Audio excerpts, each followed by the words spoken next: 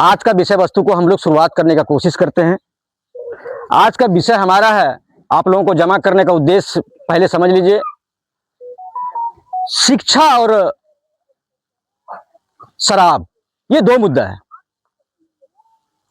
हमारे जीवन में शराब कैसे बर्बादी बन के आ रहा है, उसको थोड़ा सा हम लोग बात करेंगे। उसके बाद हमारा जीवन कैसे साकार होगा, कैसे सफल होगा, हम कैसे बेहतर जिंदगी जी पाएंगे अपने जीवन में, शिक्षा को लेके। और शिक्षा के बगैर क्या हमारा जीवन में बदलाव संभव है? क्या कोई व्यक्ति बिना पढ़े लिखे कोई महान बन गया? ऐसा समाज में दिखा दीजिए कोई भी व्यक्ति जो कहेंगे कि बिना पढ़े लिखे महान बन गया। आज उसका दुनिया में गिनती है, उसका दुनिया में चर्चा है, दुनिया में उसको जान रहा है। ऐसा कोई व्यक्ति दिखाई जो मूर्ख है और बन गया। लेकिन समाज में हम लोग देख रहे हैं कि सैकड़ों आदमी शराब से बर्बाद हो रहा है, ये तो दिखाई पड़ रहा है हमको।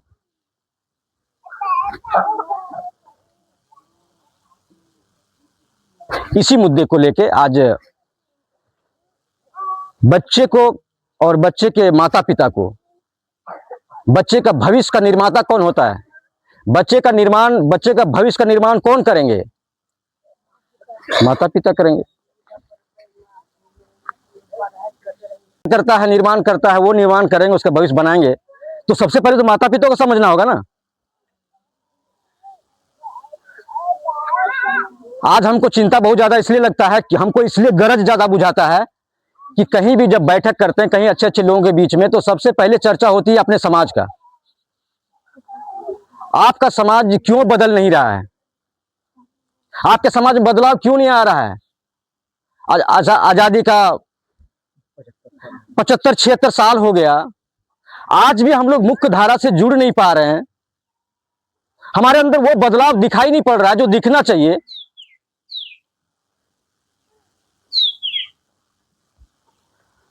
ये लोग हमको बोलता है, विषय वस्तु को लेके हम लोग आज अंदर से बड़ा दर्द होता है, ये बताते हुए कि हमारे लोगों के पास इतना धन संपत्ति रहने के बावजूद भी आज कुछ भी नहीं है। कहां चला गया? हमसे बेसी संपत्ति वाला इस दुनिया में था ही नहीं कोई। एकदम क्लियर है भाई, देखा हुआ, हम इतिहास नहीं बता रहे, हमारे आंख का देखा हुआ पूर्णिया गुलाबबाग का टोटल जमीन जगह आदिवासी का ही था, उरांव संथाल का ही था। अभी भी है, अभी भी थोड़ा बहुत बचा हुआ है, लेकिन अब बचेगा नहीं, क्योंकि हमको उसको बचाने के लिए मेरे पास ज्ञान नहीं है, हमारे पास नॉलेज ही नहीं है उसको बचा पाए। वो जमीन बिक गया किस भाव में? कौड़ी के भाव में।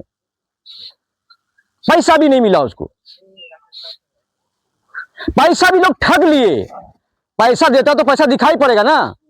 टाउन में आज के समय में 30 लाख 40 लाख रुपया कट्ठा बिकता है जमीन। लाइन बाजार सब में पूरा जमीन आदिवासी का था। आज जितना आप हॉस्पिटल देख रहे हैं ना, हॉस्पिटल जो दिखाई दे रहा है, आदिवासी का उरांव सबका था। कहाँ का? खैरूगंज का, गुलाबबाग का, हसदा का, जनता चौक का, ये सब का जमीन था वहां पर। आज सारा जमीन बिक गया और बिना पैसा का ले लिया भाई, पैसा भी नहीं दिया। अगर 34 लाख कट्ठा है तो 1 लाख रुपया उसको, 1 लाख 2 लाख रुपया मिला उसको। कहीं कहीं तो ऐसा हम लोग पंचायतें किए हैं, किसी गरीब आदमी को जो कभी पैसा नहीं देखा है, 1 लाख 2 लाख 5 लाख एक बार में नहीं देखा है गरीब आदमी, अगर उसको 100 टका का नोट, 100 रुपया का नोट अगर एक बोरा ला के दे दीजिएगा तो वो बेचारा क्या करेगा बताइए? तो एक बोरा, इतना बोरा में भर के ला के दे दीजिएगा तो उसी पैसा को वो समझता है कि हमारा जमीन का पैसा मिल गया, और उस पैसा को दे के होशियार आदमी जमीन लिखा लिया, और वो आदमी लिख भी दिया कि हम पैसा प्राप्त कर लिए। ऐसे ऐसे धोखाधड़ी करके आदिवासियों की जमीन को ले लिया। तो लोगों का गलती नहीं है, लोग उसका जिम्मेवार नहीं है भाई, जिम्मेवार हम लोग हैं। हम लोगों को जागरूक होना होगा, हम लोगों को पढ़ना लिखना पड़ेगा, हम लोगों को समझना होगा।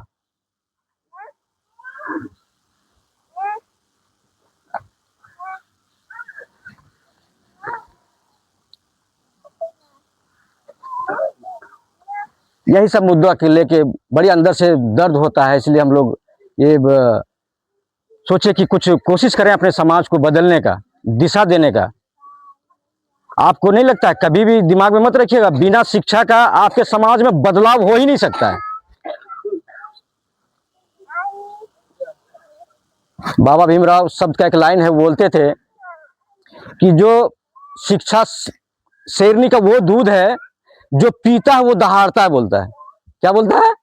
जो पीता है वो दहाड़ता है। दहाड़ने का मतलब गरजता है। गरजता इसलिए कि उसके पास नॉलेज आ जाता है, बोलने की कला आ जाती है, अच्छा बुरा का फर्क करना सीख जाता है वो, इसलिए वो दहाड़ता है। दहाड़ने का ये मतलब हुआ। आज हमारा आदमी देखिएगा बहुत दब्बू किस्म का होता है, हमेशा डरा डरा रहेगा। पढ़ने लिखने के बावजूद भी उसको ये समझ में नहीं आता है कि हम किसी ऑफिस में जाएं तो आप अपने हक अधिकार के बारे में अपना बात को कैसे रखेंगे, ये उसके पास नॉलेज अभी तक नहीं है। जबकि वो व्यक्ति बीए पास है, पास तो बीए पास है, लेकिन वो हक अधिकार के बारे में किसी अधिकारी के पास, बीडीओ के पास, सीईओ के पास अपनी बात को भैया रख नहीं पाता है। अंदर से हेडिएशन रहता है, मतलब डर रहता है अंदर से कि क्या बोले, पता नहीं क्या बोलेगा वो। अरे भैया सीईओ बीडीओ सारे लोग हमारे स्टाफ हैं, हमारे टैक्स के पैसे से उन लोगों को वेतन मिलता है, पता है ना हम लोग को। जितना बीडीओ सीईओ दरोगा है, ये हम जो वेतन पाता है, जो सरकार वेतन देती है, बढ़िया समझिए, ये जो वेतन देती है हमारे पैकेट से जाता है। हम टैक्स भरते हैं। टैक्स क्या भरते हैं आज जान लीजिए। सुबह से शाम तक जितना भी सामान हम इस्तेमाल करते हैं, टूथब्रश, चाय पत्ती, चीनी, जितना भी इस दुनिया में, कपड़ा, जूता, मोबाइल, हाउ है, जितना भी चीज है, जितना भी सामान है, जितना भी सामान हम इस्तेमाल करते हैं, उस सामान में हमारा टैक्स जाता है। 1 रुपया 50 पैसा ऐसे हर सामान में जाता है। आप समझ सकते हैं कि एक एक सामान में, अब मोबाइल में कहते हैं कि 3000 4000 रुपये टैक्स जाता है गवर्नमेंट को एक मोबाइल में। ये एक मोबाइल आप खरीदते हैं, जितना मोबाइल का दाम है 4000 5000 रुपये तो सरकारी टैक्स हम दे रहे हैं मोबाइल का दाम के अलावा। ये गाड़ी खरीदते हैं तो 5000 10,000 रुपये टैक्स देते हैं। ये सारा पैसा सरकार लेती है, सरकार के खजाने में जाता है। वही पैसा जो सरकारी नौकरी करने वाले लोग हैं उसको उस रूप में रिटर्निंग मिलता है। तो ये पैसा सरकार दे रही है कि हम दे रहे हैं? हम ही लोग दे रहे हैं, माध्यम है सरकार।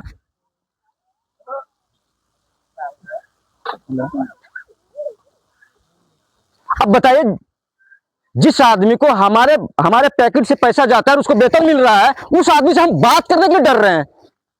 ये कब समझ में आएगा? ये तब समझ में आएगा जब हम शिक्षित हो जाएंगे, हम पढ़ेंगे लिखेंगे, अधिकार को समझेंगे, तब समझ में आएगा।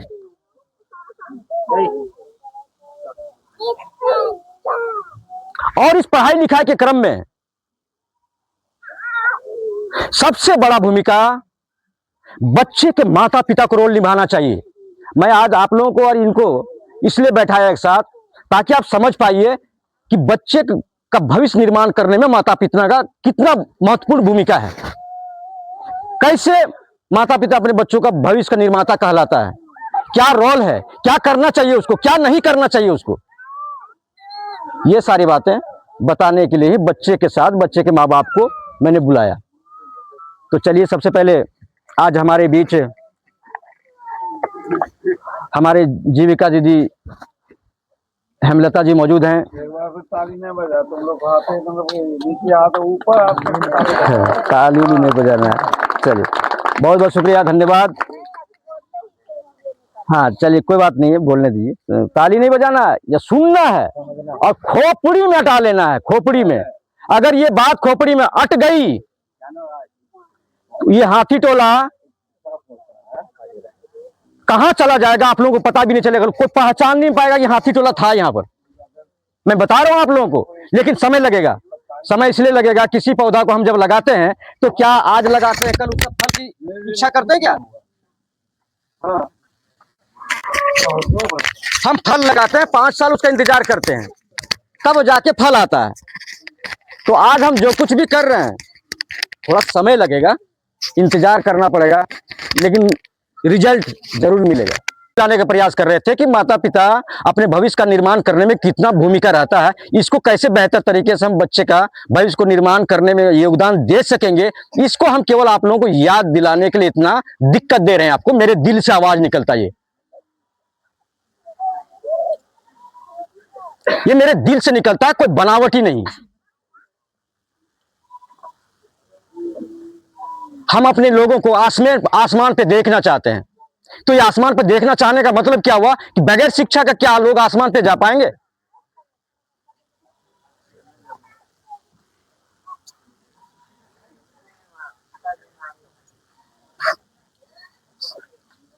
अब किसी बच्चे से हम पूछेंगे, खड़ा हो जाओ, पढ़ लिख के क्या बनना चाहते हो? हाँ? क्या बोले? हाँ? जोर से बोलो, जोर से बोलो। अरे यार, तुम लोगों को बोलने के लिए, सिखाने के लिए आज हम लोग बोल नहीं पा रहे हैं, इसलिए दशा है हमारी। यही कॉन्फिडेंस देने का प्रयास है सर मेरा। आज हमारे समाज का पढ़े लिखे लोग भी बोल नहीं पाते हैं, अपने हक अधिकार के बारे में अपने अधिकारी के पास रख नहीं पाते हैं सर। ये बड़ा दिक्कत की बात है। अब फौजी बनना चाहते हो, बैठ जाओ। फौजी बनना चाहते हो, इसके लिए पढ़ाई करना होगा, है ना? तो उसके लिए पढ़ाई नहीं, बेहतर पढ़ाई, घर में शिक्षा का माहौल बनना चाहिए, माता पिता का 100% सहयोग होना चाहिए। तुम्हारा माता पिता जो बोलेगा वो तुमको करना होगा, तब जाके तुम फौजी बन सकते हो, सिपाही बन सकते हो, डीएम बन सकते हो, कलेक्टर बन सकते हो, कुछ भी बन सकते हो। एकदम तुम्हारे अंदर वो मटेरियल है, सबके अंदर रहता है।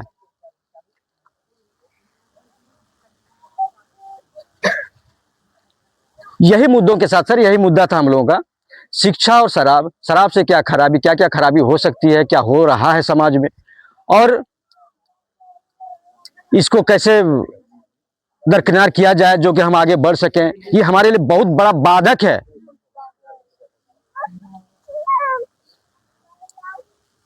ये शराब हमारे जीवन, इस बात को केवल सुनने भर के लिए नहीं, इस्तेमाल करना है, अपने बच्चों के लिए इस्तेमाल करना है, समय देना है बच्चों के पीछे। चलिए, सबसे पहले एक बार चाणक्य कोचिंग सेंटर के डायरेक्टर साहब प्रवीण सर आए हैं, उनके लिए एक बार जोरदार ताली बजाइए।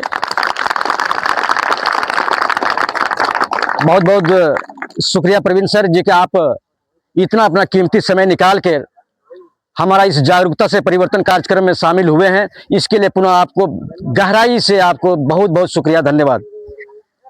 और हमारे इस कार्यक्रम में रवि चौधरी जी भी मौजूद हैं, जो चाणक्य सर का बहुत बड़ा सहयोगी है। बहुत दिनों से इनको हम देखते आ रहे हैं कि जब जब जहां भी कुछ होता है कार्यक्रम में तो इनका एक बड़ा योगदान रहता है। रवि सर के लिए भी एक बार जोरदार ताली।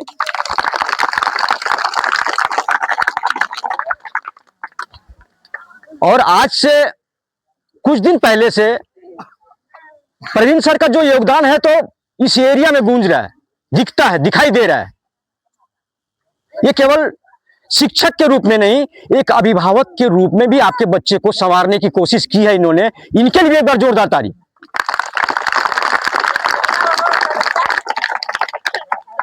कुछ लोग कोचिंग चलाते हैं, कुछ लोग कोचिंग चलाते हैं, 1 महीने का इंतजार करते हैं पेमेंट कैसे आएगा। हमने इनकी भाव को देखा है कि ये पेमेंट का इंतजार नहीं, बल्कि बच्चों के अंदर जो प्रोग्रेस है उसका इंतजार करते हैं कि वो इसका इंतजार कैसे, इसका प्रोग्रेस कैसे होगा, उसका इंतजार करते हैं ये। तो इनका जब से प्रवीण सर का कोचिंग रानी पत्रा में खुला, यहाँ के बच्चों को एक जो वातावरण तैयार हुआ पढ़ने लिखने का, इनका बहुत बड़ा भूमिका है। इनको तो मैं गहराइयों से एक बार फिर से तहे दिल से एक बार आप सभी की ओर से मैं इनको नमन करता हूं। और दूसरा रोल हमारे मंटू जी का, मंटू महतो जी का। इस गांव में जब से बच्चों को बैठने की आदत डाली है इन्होंने, सर ये भी बहुत बड़ा रोल है सर। अगर आप सुबह शाम बच्चे को कुछ नहीं भी पढ़ रहा है फिर भी अगर बैठा रहे, बच्चे को बैठने की आदत डाल रहे हैं, ये बहुत बड़ा काम आप कर रहे हैं। लेकिन जब बच्चा बैठेगा सर तो कुछ ना कुछ तो पढ़ेगा ही। तो मंटू जी के लिए भी एक बार जोरदार ताली, जो कि इनके द्वारा भी एक पढ़ने लिखने का एक माहौल तैयार हुआ गांव में। आज सुबह सुबह हम लोग जब मॉर्निंग वॉक से आते हैं, जेठा है, मॉर्निंग वॉक से जब आते हैं तो बच्चियों का जो रैली देखते हैं सर, कोचिंग सेंटर जाने के लिए स्कूल जाते समय, तो बड़ा खुशी होता है। तो थोड़ा सा लगा कि इसको और तेज रफ्तार में तब्दील किया जाए। इस कार्यक्रम का मुख्य उद्देश्य यही है सर। और शराब, जहां तक बात है छोड़ने और छोड़ाने का, ये हमारे बस की बात नहीं है। गवर्नमेंट परेशान है, सारे जनप्रतिनिधि परेशान हैं, तो वो हम नहीं छोड़ा सकते हैं। जब तक आपको यह समझ में नहीं आ जाएगा कि शराब सचमुच में हमारे जीवन का सबसे बड़ा बाधा है, ये हमारे बच्चे, हमारे पति, हमारा समाज सबको छीन रहा है, ये जिस दिन समझ में आ जाएगा, स्वतः आप लोग शराब बनाना छोड़ दीजिएगा, शराब पीना भी बंद कर दीजिएगा या कम कर दीजिएगा, लिमिट में रहिएगा। ये आपको तब समझ में आएगा। तो आज हमारे बीच जीविका दीदी हेमलता देवी जी भी मौजूद हैं। इनका भी बहुत बड़ा भूमिका रहता है समाज को एक दिशा, एक समाज को दिशा देने की प्रक्रिया में इनका भी बड़ा रोल रहता है। उनके लिए भी एक बार जोरदार ताली। और हमारे बीच बॉबी जी भी हैं, जो इनका भी समाज सेवा के क्षेत्र में दिखाई देता है। हमेशा जब भी देखते हैं तो क्षेत्र में रहती हैं। इनके लिए भी एक बार जोरदार ताली।